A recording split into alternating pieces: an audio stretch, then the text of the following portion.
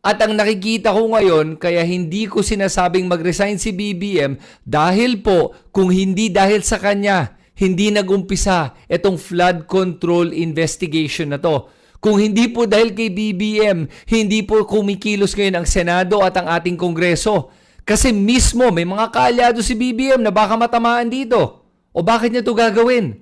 Kaya kahit hindi ko siya binoto, I have to give him credit. Dahil sa kanya, nabuksan ang issue ng korupsyon. Hindi nga niya to kailangan gawin, ginawa niya. At na-appreciate ko yon. I have to give credit where credit is due. Ang pinagkaiba ko sa mga DDS trolls yan ay ito. Sila sobra nilang ginudyos ang mga Duterte at hindi nila kayang magsabi ng masama tungkol sa mga Duterte kung may nagawa silang mali.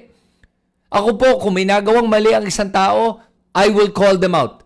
Pero pag may nagawang tama, I will give them credit. Ngayon, galit ang mga DDS. May nakikita akong tama sa ginagawa ni BBM. Bakit ko siya i-call out? Kung nakikita ko at sangayon ako sa ginagawa niya, sa paggagawa na itong mga investigasyon na to. And I want to give him the benefit of the doubt.